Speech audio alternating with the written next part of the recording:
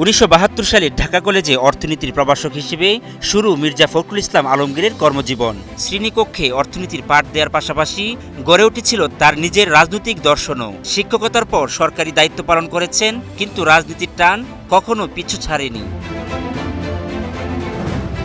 ঢাকা বিশ্ববিদ্যালয়ের অর্থনীতি বিভাগে পড়ার সময়ই ছাত্র রাজনীতিতে জড়িয়ে পড়েন। 1969-এর গণ অভ্যুত্থানে সক্রিয় ছিলেন রাজপথে। আন্দোলন সংগ্রামের সেই উত্তাল সময়ে রাজনৈতিক কারণে কারাবরণও করতে হয়েছে তাকে। শিক্ষকতা আর সরকারি চাকরির পর 1986 সালে সক্রিয় রাজনীতিতে পা রাখেন মির্জা ফখরুল ইসলাম আলমগীর। 2 বছর পর 1988 সালে ঠাকুরগাঁও পৌরসভা চেয়ারম্যান নির্বাচিত হয়ে শুরু হয় তার নির্বাচনী রাজনীতির নতুন অধ্যায়। এরপর বিএনপিতে যোগ দিয়ে তৃণমূল থেকে ধীরে ধীরে উঠে আসেন কেন্দ্রীয় নেতৃত্বে। জেলা বিএনপির সভাপতি থেকে জ্যেষ্ঠ যুগ্ম মহাসচিব, এরপর ভারপ্রাপ্ত মহাসচিব। দীর্ঘ রাজনৈতিক পথ পেরিয়ে 2016 সালে বিএনপির মহাসচিবের দায়িত্ব নেন তিনি।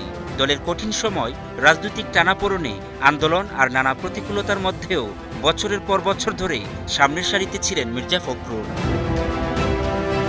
সংসদীয় রাজনীতিতেও আসে সাফল্য। সংসদ সদস্য নির্বাচিত হয়ে দায়িত্ব পান প্রতিমন্ত্রী হিসেবে। আর 2026 সালে বিএনপি সরকার গঠন করলে স্থানীয় সরকার, পল্লী উন্নয়ন ও সমবায় মন্ত্রণালয়ের মন্ত্রী হিসেবে দায়িত্ব নেন। কিন্তু তার রাজনৈতিক জীবনের সবচেয়ে বড় অধ্যায়টি তখনও লেখা হয়নি। রাষ্ট্রপতি নির্বাচনে বিএনপির প্রার্থী হিসেবে মনোনয়ন, এরপর নির্বাচিত হয়ে দেশের 23তম রাষ্ট্রপতি হিসেবে বঙ্গভবনে যাত্রা। যে পথ শুরু হয়েছিল একটি শ্রেণীকক্ষ থেকে, সেই পথ এসে থামল রাষ্ট্রের সর্বোচ্চ সাংবিধানিক পদে। একসময় যার সামনে বসে পাঠ নিত শিক্ষার্থীরা, আজ তার সামনে নতুন এক দায়িত্ব, পুরো রাষ্ট্রের সাংবিধানিক দায়িত্বের প্রতীক হয়ে ওঠা। চকের ধুলো থেকে বঙ্গভবনের আনুষ্ঠানিকতা। এই পথটি শুধু সময়ের দূরত্ব নয়, এর সঙ্গে মিশে আছে রাজনীতি, সংগ্রাম আর জীবনের অসংখ্য ভাগ। 5 দশকের দীর্ঘ পথ চলা, শিক্ষক থেকে রাজনীতি, তৃণমূলের নেতা থেকে জাতীয় নেতৃত্ব, সংসদ সদস্য থেকে মন্ত্রী, আর সবশেষে রাষ্ট্রপতি। আলাউদ্দিন আল আজাদ, গ্লোবাল টেলিভিশন।